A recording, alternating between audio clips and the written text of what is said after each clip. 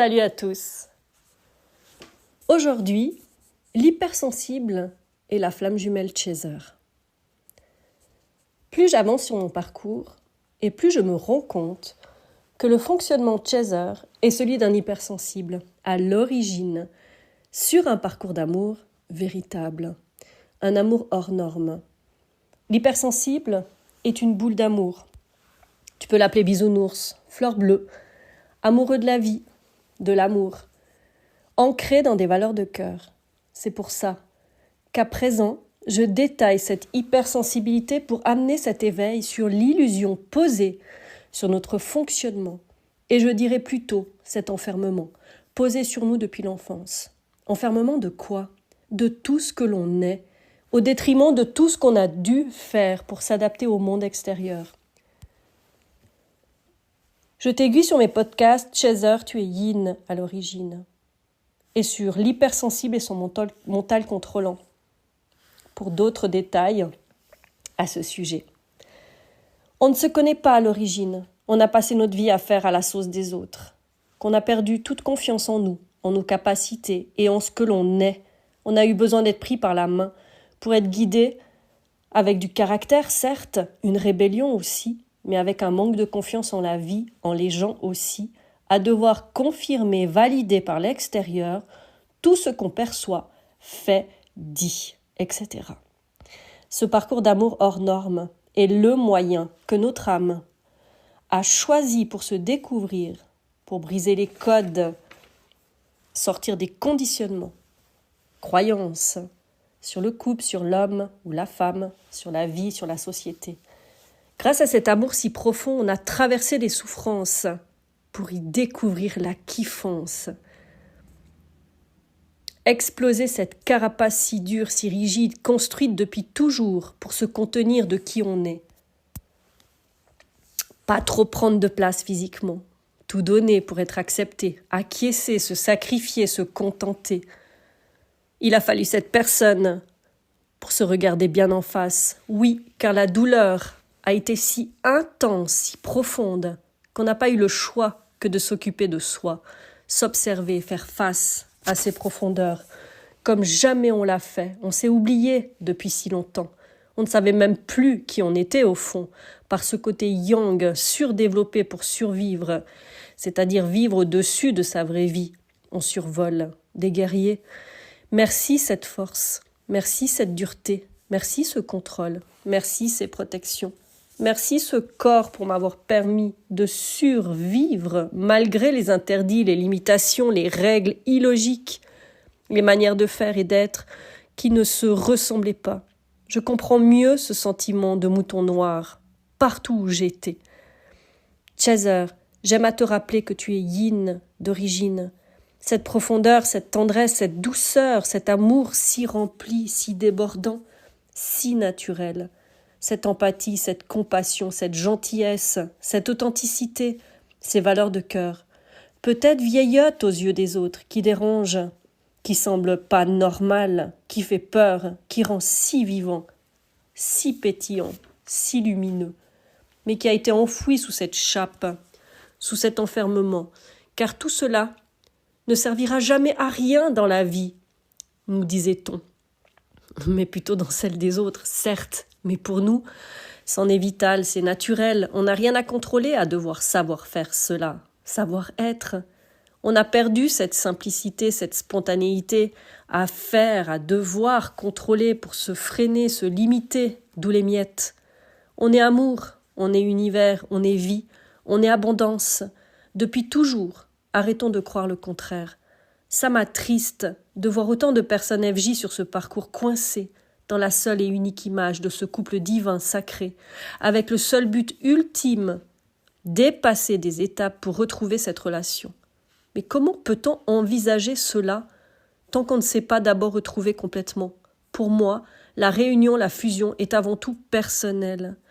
Remettre chaque bout de nous éparpillé, chaque brisure de cœur, chacun de nos corps en réunion, équilibrer notre yang pour laisser émerger notre yin, appelé féminin divin sacré, pouvoir pour pouvoir être amené à sortir de ce fonctionnement de contrôlant, pour se laisser traverser par la vie, la fluidité de vie, la fluidité de l'amour avant tout.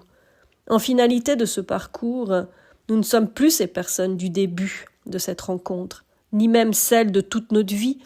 Transmutation totale, alchimisation du plomb en or, c'est-à-dire libérer cette chape qui nous plombait, qui nous empêchait d'être vrais, sortir du rôle de gentil, coller justement pour satisfaire les autres et rentrer dans le moule.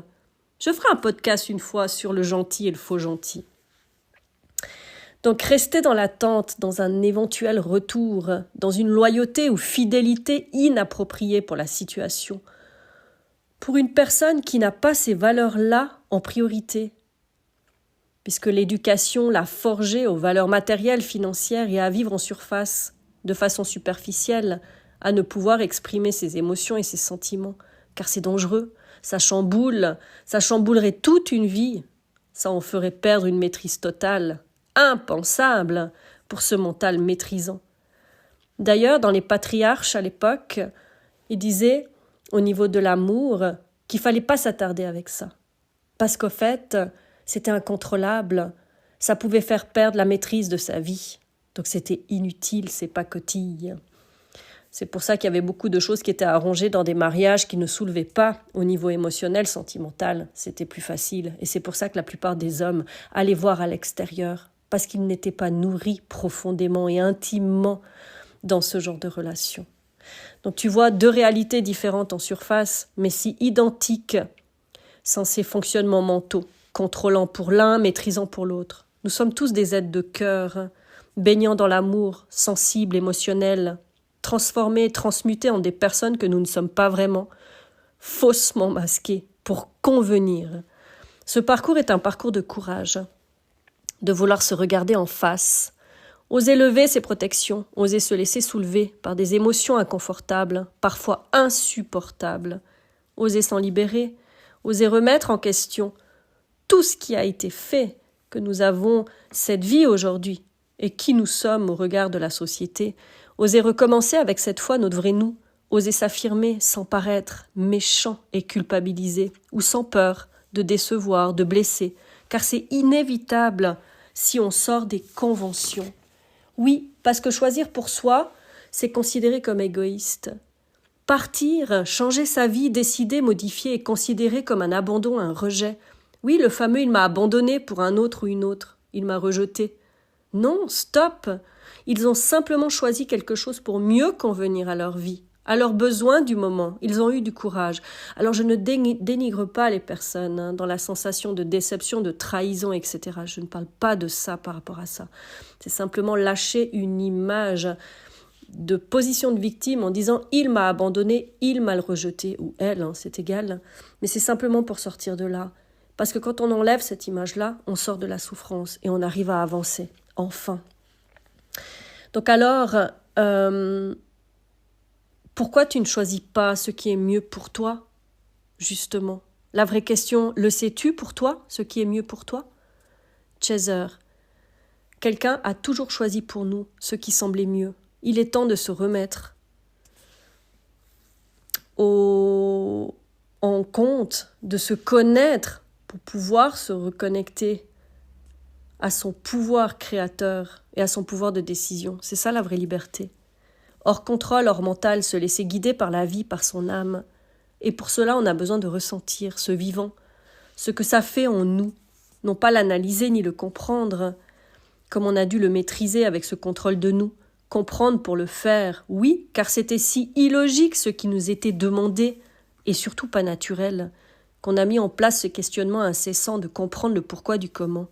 Justement, ce parcours, il est incompréhensible et il est juste à le vivre.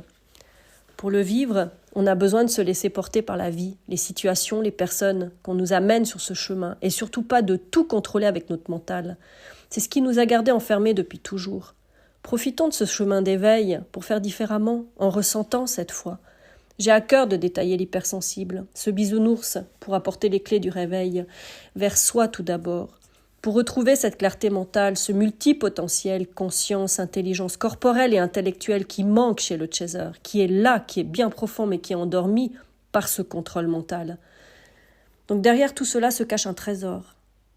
Je m'excuse du mot déjà, mais on est un putain de diamant brut. Et je le dis vraiment dans cette phrase parce que c'est une phrase que je l'utilise souvent dans mes coachings ou pour moi, dans des moments où j'ai eu besoin de me rebooster. Et surtout de redonner de la valeur à cette grande part de nous rangée au placard, car on pensait qu'on ne suffisait pas et qu'on était incapable, à force de tu n'es pas assez, tu fais pas assez ci, pas assez ça, ou t'es trop ci, ou pas assez ça. Ça suffit tout ça, c'est terminé. On n'est plus les enfants d'antan, nous sommes les adultes et aujourd'hui on peut décider. Donc beaucoup de personnes ne savent pas qu'elles sont hypersensibles. Moi j'ai découvert ça à 40 ans seulement. Donc j'ai passé 40 ans de ma vie à penser au fait que j'étais incapable de gérer mes émotions et que j'étais pas normale. Donc dans l'hypersensible, qui ne sait pas justement, les émotions et les pensées, on pense toujours que c'est une calamité. Justement, comme j'ai dit, qu'on est anormal et incapable de se gérer, de se maîtriser. C'est justement ce contrôle, pour ne pas être soi, qui a généré un dérèglement de ce système autonome, émotionnel et mental. Sur ce, je te laisse. Et je vais continuer à mettre des vidéos sur les hypersensibles en les détaillant sur des sujets différents pour mettre une autre vision, une autre ouverture, un autre déclic, un autre éveil. Donc sur mes 2 chaînes, Éveil du pile et du face, je continuerai à mettre ces vidéos aussi, de l'hypersensible et le sujet en question. Mais sur ma chaîne également Hyper Trop, et alors, pour mettre ces vidéos aussi de l'hypersensible, pour toucher beaucoup plus de monde, beaucoup plus de personnes hypersensibles, pour sortir enfin de cette protection et de laisser émerger ces valeurs de cœur et de laisser émerger au fait toute cette énergie d'amour que l'on a, qui est si naturelle, si simple, si facile, comme la vie. Je vous souhaite une toute belle journée et merci pour l'écoute.